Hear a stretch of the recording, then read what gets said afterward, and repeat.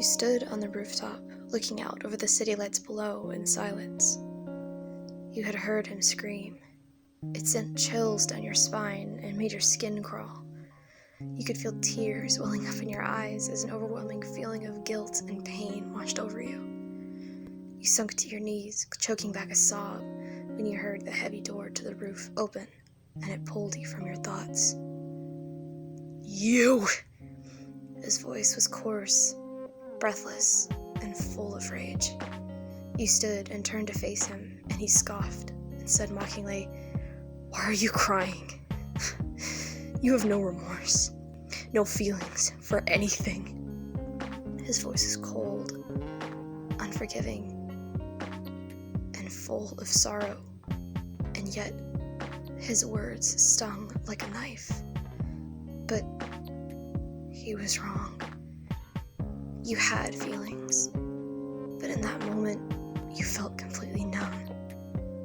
Then, you got an idea. You activated Desire Seeker and peered into his mind, looking for the reason why he had come back. Then, you found it. To kill you. To finally be rid of you for once and for all. You deactivated your quirk and stared at the ground, contemplating your options. You could run and try and make him forget that all of this ever happened. Or you could let him kill you. Sure, it would probably scar him for life, knowing that he was the reason for your demise, but it was what he wanted. And you wanted to make him happy, right? You walked towards him, pulling a knife from your belt. He tensed up when he saw it, and nearly struck you when you reached out and took his wrist. You pressed the knife into his palm and backed away, letting your arms fall limply to your sides. He looked at the knife in confusion. Are they turning themselves in? He thought to himself. Go ahead. Kill me, you say, your voice breaking. You watched as Shoto's grip tightened around the handle of the knife. It was almost time. You could hear his fast footsteps rushing towards you. You closed your eyes and waited. Your end was not going to be painless, but you deserved it after all. A sudden white-hot pain shot through your abdomen, and your eyes flew open as you gasped and watched him twist the knife deeper into your body. You ripped the knife out with such force that it sent you crumpling to the floor, groaning as the pain spread throughout your entire body. You watched through blurry vision as he stabbed you over and over again, every single blow heavier than the last. The pain was so intense you could barely breathe. Then he stopped for a moment.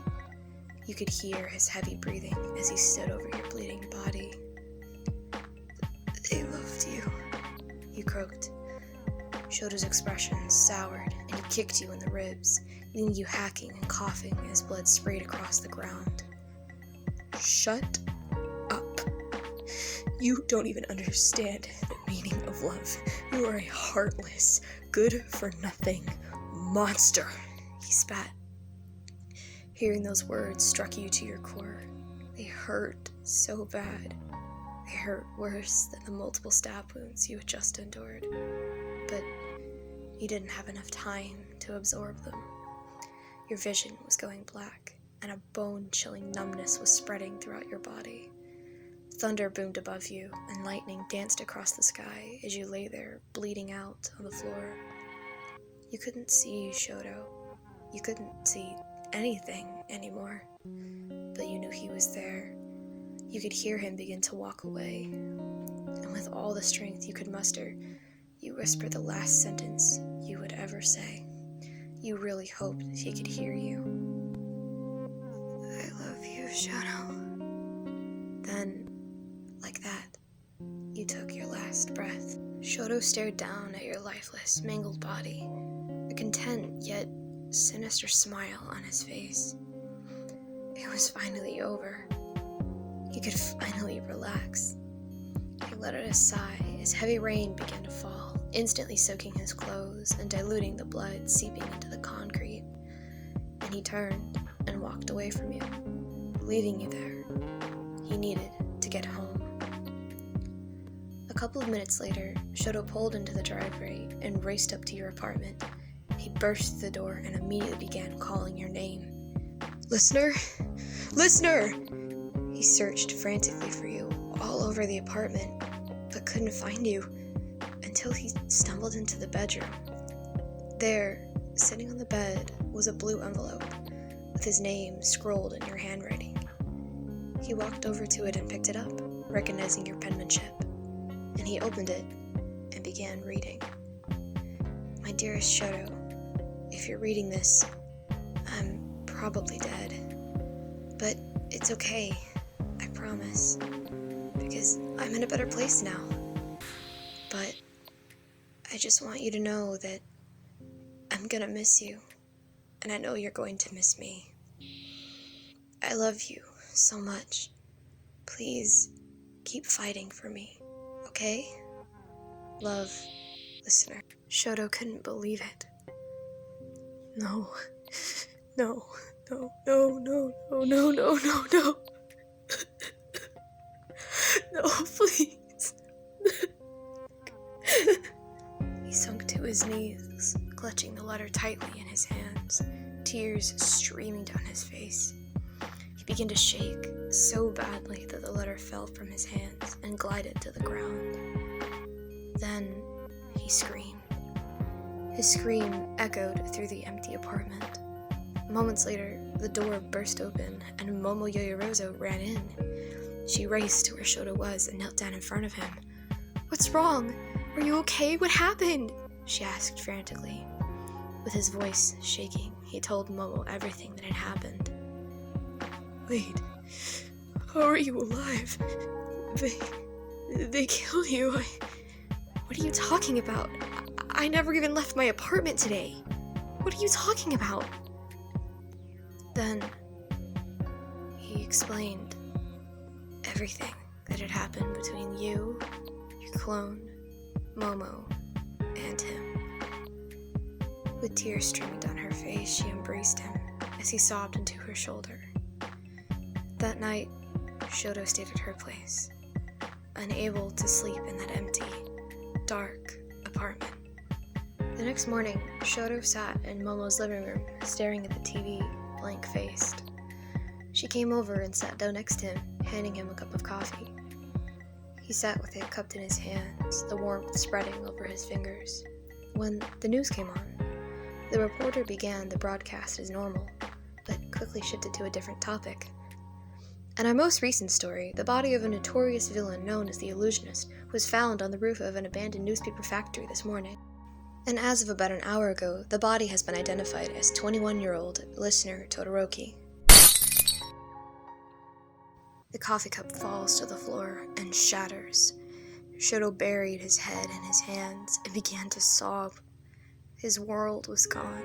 His everything was gone. And it was all his fault.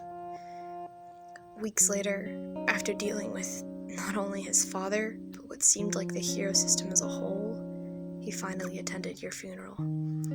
Your funeral was held in a small chapel on the outskirts of town, and everyone who had ever known you as listener was there. Shoto stood staring at your body in the casket, your face resting peacefully. He wanted to cry so badly, but he couldn't. He was just so angry with himself. He had killed you. He had brutally murdered you. For no other reason besides vengeance. He was so angry. But when your casket was lowered into the ground, that's when he broke. He cried and cried and cried until there were no tears left.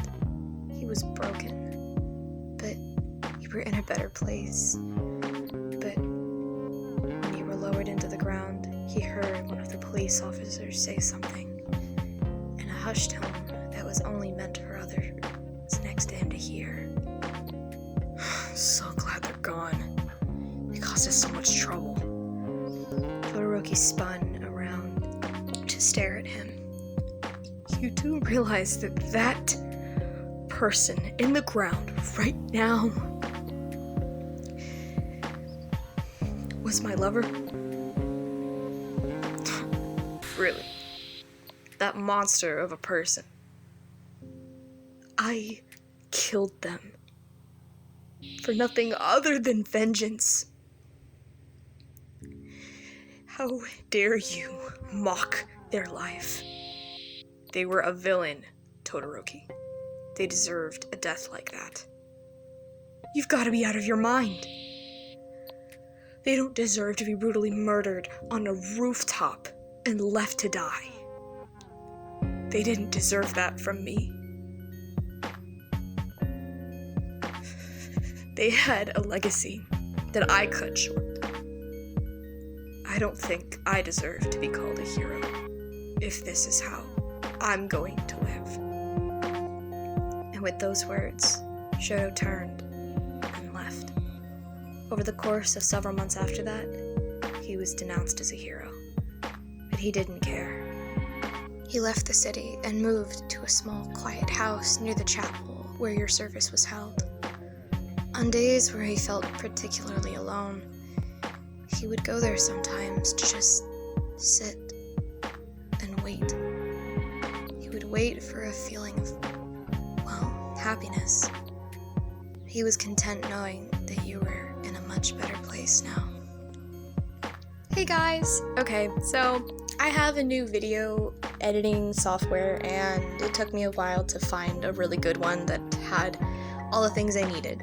But I hope you guys enjoyed this, and just a quick warning, the music is not mine. I'll put the link to it in the description.